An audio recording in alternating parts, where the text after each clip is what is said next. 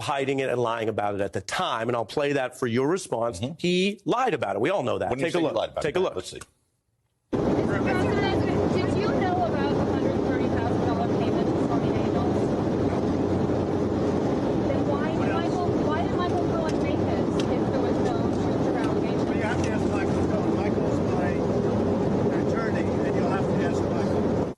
Ari, that's what you're going to consider a lie. A lie to me is something material under oath in a proceeding. Well, I didn't say perjury. I said a lie. Yeah, but that's not a lie. That's not a lie? Here's why it's not a lie. That's not a lie? Here's why it's not a lie. Did you know about this? Let me answer. Did you know about this? No, I don't. No, we don't need that. Here's why it's not a lie. Yeah.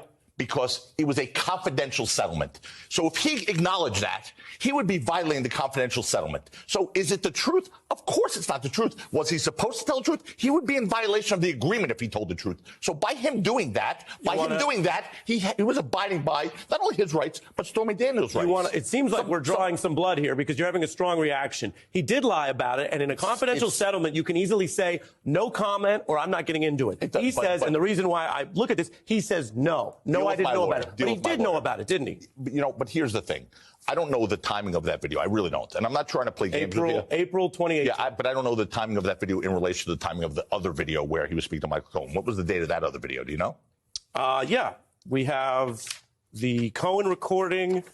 This was around the 2016 campaign pre-November. So that was 2018 later. The original conversations were in the fall of 2016. Yes, sir. So obviously he knew about it, but what he decided to do was not violate the confidentiality clause and provision of that agreement, which was the right thing to do. So, yeah, he could have said no comment, or he could have said, I don't know anything about it, which is what he did. But that's the right. I would advise my client to do the same thing. He's speaking to some, whether it's a journalist or some young lady on the street. September 2016 is the exact date. But whether he's speaking to a journalist or some young lady on the street who's shouting out a question, that is not the form for him to go into detailed questions about a confidential settlement agreement. What is it that you allege that is improper about either Mr. Pomerantz or the function of the DA that is provable that you think should be on the record? I have an agreement that he signed when he left his Paul Weiss, which is a Clinton-affiliated law firm, by the way, as an aside. When he left Paul Weiss to join... Opinion, but go ahead. It's not my opinion. It's a fact. They raised money for the Clintons, but it's whatever it is.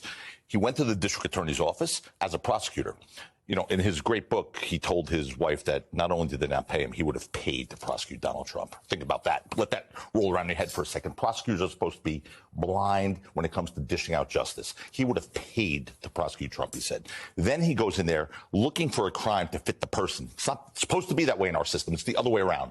Then he signs a document, and in that document it says, if you reveal grand jury information, which is any information, according to this document, that you get during this investigation. He wasn't there as a pedestrian. He was there as a prosecutor assigned with fiduciary obligations and confidentiality agreements. And if you reveal this to a third party, it's a felony under New York state law.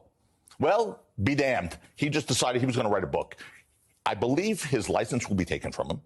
And I believe Alan Bragg is going to look for criminal charges. That's what I believe. That's what I've heard, but we'll see what happens there. But here's what he said. From who? District Attorney's Office. From someone currently working in the office? Correct. Said Correct. What? That they're looking at the conduct of Pomerantz in violation of the grand jury secrecy laws. It's black and white. It's in his agreement that he signed. Why would they tell you that right now? Because I've been interacting with them on that topic. Would you say that in a sworn affidavit? Sure. You have a sworn affidavit you want me to sign? Well, I mean, I don't have Would I say that? I wouldn't say it on. I wouldn't say it on television if I wouldn't say it in the sworn affidavit. Okay. Well, it's a heady allegation you're making, and you're citing the current DA's office. And it's a factual allegation. He signed a document. So here's the question. Alan Bragg went on television to say what he's done is in violation of grand jury secrecy laws. And we reported that. That's not a shock here. I'm giving you time on this. Tie up, though, the Pomerantz Go ahead, thing. okay. Here's what he said in his book, which was clearly one of the most biased things I've ever read, because he said he wanted to get Trump. He wanted to find a crime to fit Trump. What he said was that this case, the Stormy Daniels hush money case, was the zombie case. It's the one that no prosecutor would touch in a million years. And it's funny that we have now reduced ourselves to the point of relying solely on Michael Cohen, a guy who's a convicted liar, to bring a case against President Trump when they have nothing else. They scoured for 3 years. You know, it's interesting. You're jumping. I got to say, you're jumping around because I wanted to give you time on the Pomerantz piece. You're jumping around as a reporter and fact checker.